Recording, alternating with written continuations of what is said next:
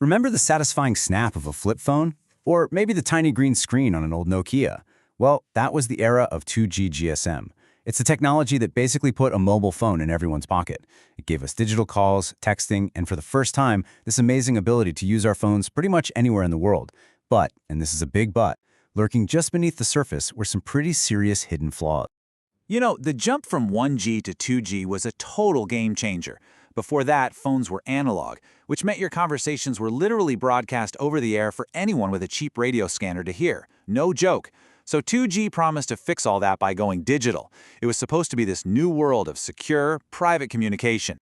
That was the promise, at least. But as hundreds of millions of people started using this tech, a really critical question started to surface. Were the security foundations of this new digital world actually strong enough to protect us? Well, it turns out the answer was a lot more complicated than anyone really thought.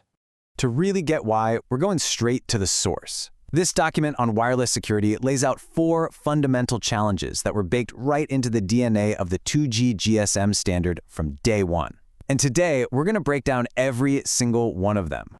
Okay, first up is a problem of trust, or to be more accurate, a really dangerous lack of it. It's called unilateral authentication, and it was the system's first major crack in the armor. Think of it like this. The network is like a bouncer at a club. It checks your phone's ID to make sure it's legit and allowed in. But with 2G, you couldn't check the bouncer's ID. Your phone just had to trust that any cell tower it was talking to was the real deal.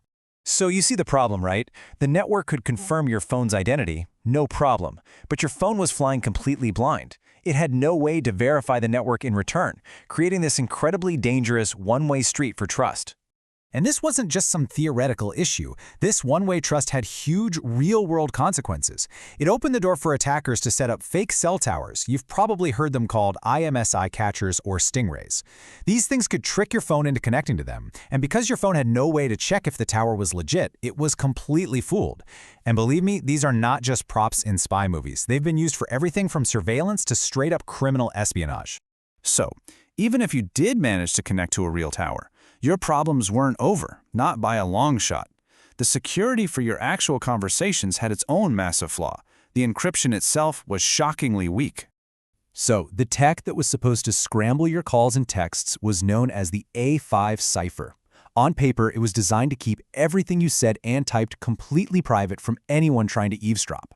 But here's the kicker. As our source material puts it, that encryption was eventually broken. And we're not talking weakened, we're talking completely compromised. It turned out that the encryption keys were often intentionally made too short, making them incredibly vulnerable. So any determined attacker with enough computing power could in fact listen in on your private digital calls and read your messages. All right, so we've got fake towers and breakable encryption. But the rabbit hole goes even deeper. The problems didn't just stop at the airwaves. They went right into the very core of the global telephone network itself, to something called the SS7 protocol. SS7 is basically the invisible plumbing of the phone system. It's what lets someone on Verizon in New York call a friend on Vodafone in London. It handles all the behind-the-scenes stuff like routing calls. The thing is, it was designed way back in the day on what was essentially a handshake agreement. The whole system just assumed that only a few big, trusted telecom companies would ever have access to it. Security? Yeah, that wasn't really on the drawing board. So as more and more players got access to the SS7 network, attackers realized they could exploit this built-in trust to do some incredibly scary things. We're talking tracking a phone's location anywhere on Earth, redirecting and listening to calls, intercepting text messages, and even committing financial fraud. And that brings us to our 4th and final security challenge. And honestly, this one kind of ties all the other problems together. A complete lack of integrity protection. So what on earth is that? Well, integrity protection is basically a digital seal on a letter. It's what guarantees that the message you get is the exact one that was sent, with nothing added, removed, or changed along the way. And you can probably guess where this is going. The GSM standard had almost no protection for this. An attacker could literally sit between you and the cell tower, grab a critical message out of the air, tweak it, and then send it on its way. You and the network would be none the wiser.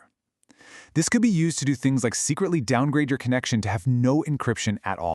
So let's just step back and look at the big picture here. The global standard that connected billions of people was built on 4 incredibly shaky pillars. One-way authentication that let fake towers trick our phones, encryption that was fundamentally broken, a core network full of holes, and no real way to know if messages were being secretly changed.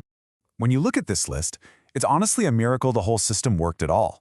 It really poses the question, right? How on earth did we get from that to the relative security we have today with 4G and 5G? It just goes to show you, sometimes the most revolutionary technologies we rely on every single day are built on foundations that are way more fragile than we think.